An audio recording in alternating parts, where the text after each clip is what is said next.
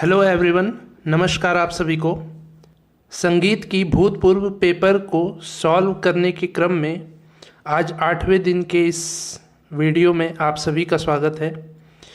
तो आइए हम कुछ नए नए प्रश्नों को देखते हैं, जिसमें आज हम आपको 20 प्रश्न बताएंगे। ठीक है, ये सभी प्रश्न जो हैं भूतपूर्व परीक्षाओं में पूछे जा चुके हैं, तो आप इन प्रश्नों को अच्छे से देखिएगा और पूरा देखिएगा। ठीक है, स्किप नहीं करिएगा।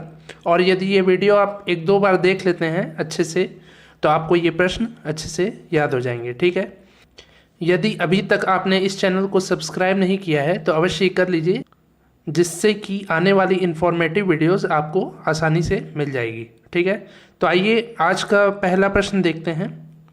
पहला प्रश्न है, संगीत के सौंदर्य पर सबसे अधिक पुस्तक लिखने वाले व्यक्ति हैं, तो वो कौन है? डॉक्टर अशोक रानाडे। ठीक है, संगीत के सौंदर्य पर सबसे अधिक पुस्तक लिखने वाले व्यक्ति डॉक्टर अशोक रानाडे जी हैं। ठीक है, फिर नेक्स्ट प्रश्न है, कान्हड़ा अंग का राग है। कान्हड़ा अंग का राग कौन सा है? नायकी कान्हड़ा। ठीक है, इसके बाद नेक्स्ट है, प्रातः काल में गाए जाने वाला राग है।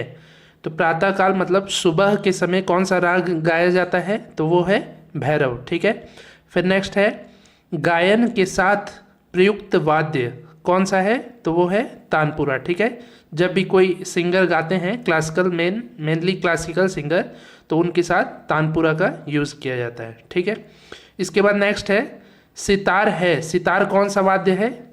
तो वो है तंत्री वाद्य। ठीक है, सितार में तार होते हैं, इसलिए इसको तंत्री वाद्य कहते हैं।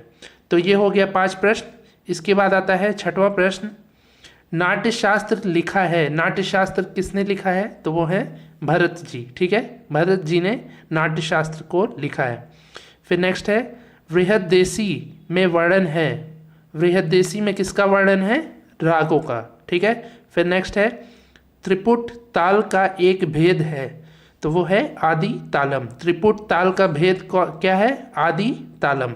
इसके बाद नेक्स्ट है, कर्नाटक शास्त्रीय संगीत के रचना में मुख्यतः प्रयुक्त होता है, तो क्या होता है? पल्लवी। ठीक है, कर्नाटक शास्त्रीय संगीत के रचना में प्रयुक्त होता है पल्लवी। मुख्यतः प्रयुक्त होता है मतलब अनिवार्य रूप से प्रयुक्त होता है पल्लवी।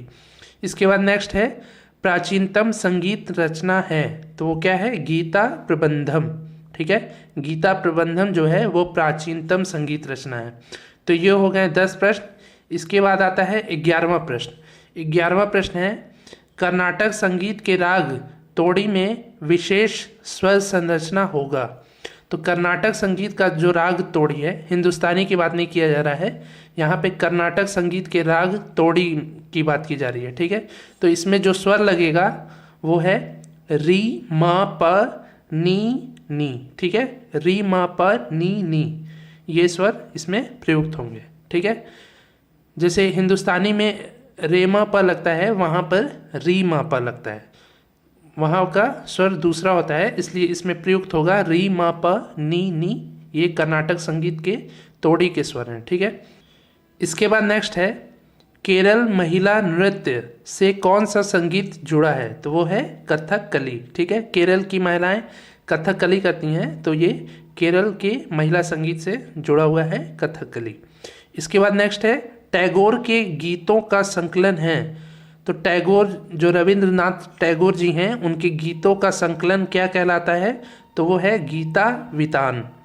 गीता वितान में इन्होंने गीतों का संकलन किया है। ठीक है, जिसमें कि 2200 प्लस 2200 प्लस गीत उसमें हैं। इसके बाद नेक्स्ट है, टैगोर की चंडालिका है।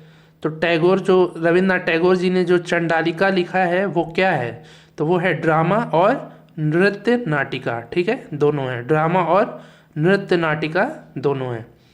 इसके बाद है, संगीत पूरा का पूरा स्वरलिपि में नहीं हो सकता है। ठीक है, जो संगीत होता है वो केवल स्वरलिपि नहीं होता है, उसमें शब्द भी होते हैं, शब्द भी मुख्यतः प्रयुक्त होते हैं और स्वर भी प्रयुक्त होते हैं। तो केवल स्वर नहीं होता है संगीत, संगीत में शब्दों का प्रयोग भी होता है, भावों का प्रयोग भी होता है। ठीक है, तो यही बोला गया है कि संगीत पूरा का पूरा स्वरलिपि नहीं हो सकता है। ठीक है, तो ये हो गए 15 प्रश्न।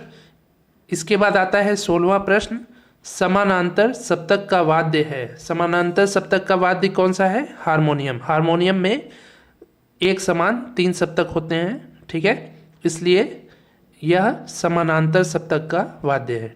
इसके बाद नेक्स्ट है ध्रुवपद का विकास हुआ।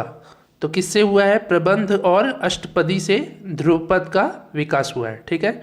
इसके बाद नेक्स्ट है मध्यकाल में कौन सा राग वर्गीकरण पद्धति प्रचलित था? मध्यकाल में कौन सा राग वर्गीकरण पद्धति प्रचलित था? तो वो है राग रागनी वर्गीकरण पद्धति।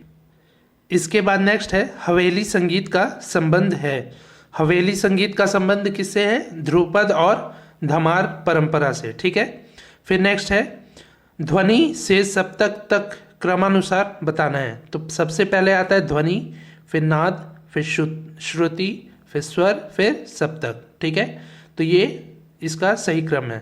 पहले ध्वनि आता है, ध्वनि से नाद बनता है, नाद से श्रुतियाँ बनती हैं, श्रुतियों से स्वर की रचना होती है और स्वर से ही सप्तक बनता है, ठीक है।